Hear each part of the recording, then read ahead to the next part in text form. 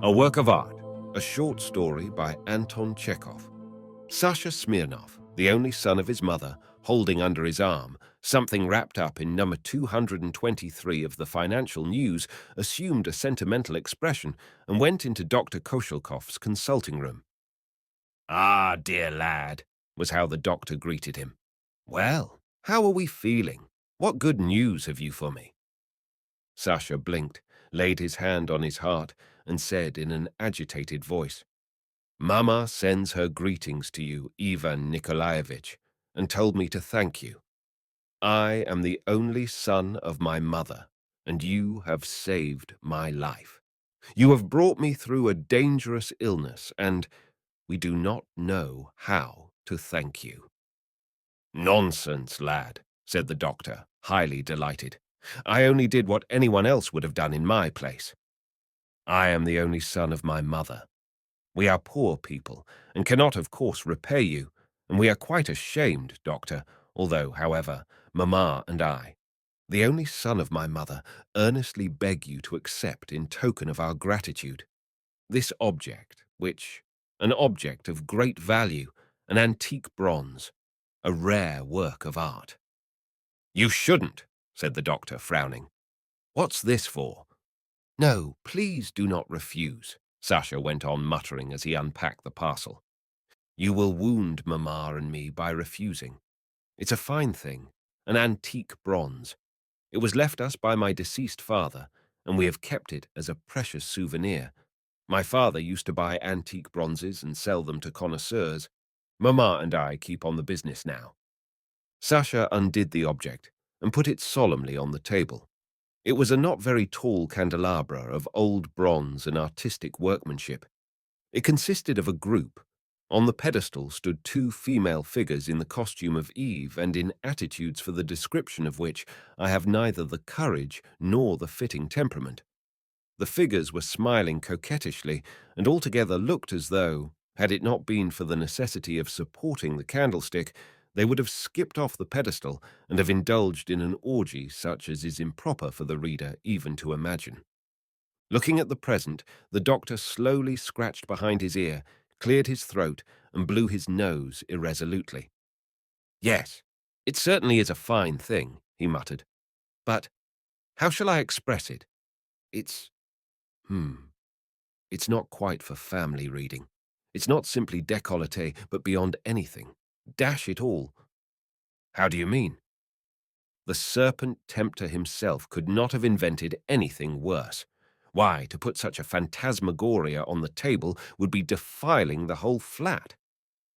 "What a strange way of looking at art, doctor," said Sasha, offended. "Why, it is an artistic thing, look at it.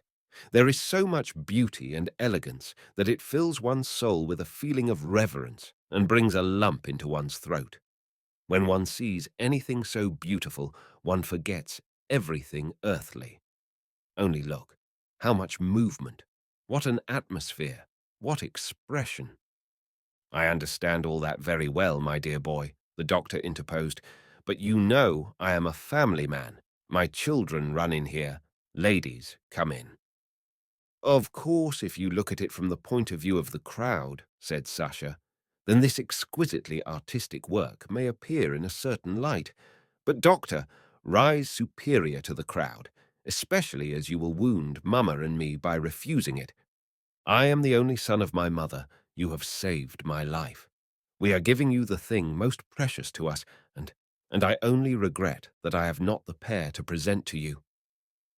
"Thank you, my dear fellow. I am very grateful. Give my respects to your mother, but really consider, my children run in here, ladies come.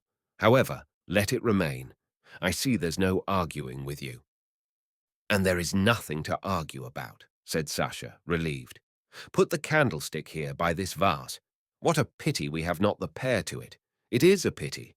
Well, goodbye, doctor." After Sasha's departure, the doctor looked for a long time at the candelabra, scratched behind his ear, and meditated. "It's a superb thing. There's no denying it," he thought, "and it would be a pity to throw it away. But it's impossible for me to keep it. Here's a problem. To whom can I make a present of it, or to what charity can I give it? After long meditation, he thought of his good friend, the lawyer Uhov, to whom he was indebted for the management of legal business. Excellent, the doctor decided. It would be awkward for him as a friend to take money from me, and it will be very suitable for me to present him with this. I will take him the devilish thing. Luckily, he is a bachelor and easy-going. Without further procrastination, the doctor put on his hat and coat, took the candelabra, and went off to Uhov's. "How are you, friend?" he said, finding the lawyer at home. "I've come to see you, to thank you for your efforts. You won't take money, so you must at least accept this thing here. See, my dear fellow, the thing is magnificent." On seeing the bronze, the lawyer was moved to indescribable delight.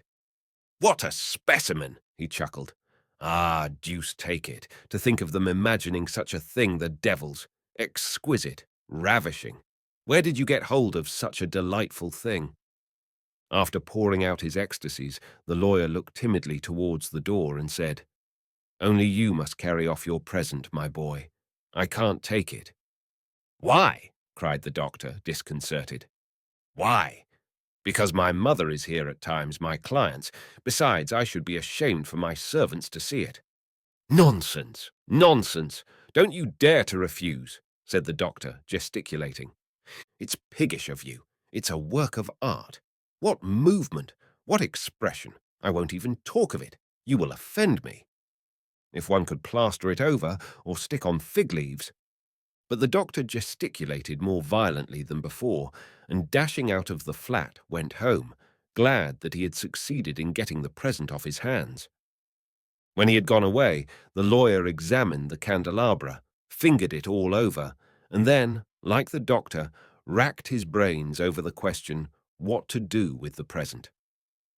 "It's a fine thing," he mused, "and it would be a pity to throw it away and improper to keep it. The very best thing would be to make a present of it to someone. I know what. I'll take it this evening to Shashkin, the comedian. The rascal is fond of such things, and by the way, it is his benefit tonight." No sooner said than done. In the evening, the candelabra, carefully wrapped up, was duly carried to Shashkin's. The whole evening, the comic actor's dressing-room was besieged by men coming to admire the present. The dressing-room was filled with the hum of enthusiasm and laughter, like the neighing of horses. If one of the actresses approached the door and asked, "May I come in?" the comedian's husky voice was heard at once. "No, no, my dear, I am not dressed." After the performance, the comedian shrugged his shoulders, flung up his hands and said, "Well, what am I to do with the horrid thing? Why, I live in a private flat. Actresses come and see me. It's not a photograph that you can put in a drawer." "You had better sell it, sir," the hairdresser who was disrobing the actor advised him. "There's an old woman living about here who buys antique bronzes. Go and inquire for Madame Smirnov. Everyone knows her." The actor followed his advice. 2 days later, the doctor was sitting in his consulting room, and with his finger to his brow was meditating on the acids of the bile. All at once the door opened, and Sasha Smirnov flew into the room. He was smiling, beaming, and his whole figure was radiant with happiness. In his hands he held something wrapped up in newspaper. "Doctor," he began breathlessly, "imagine my delight. Happily for you, we have succeeded in picking up the pair to your candelabra. Mamma is so happy. I am the only son of my mother. You saved my life." And Sasha, all of a tremor with gratitude, set the candelabra before the doctor. The doctor opened his mouth, tried to say something, but said nothing. He could not speak.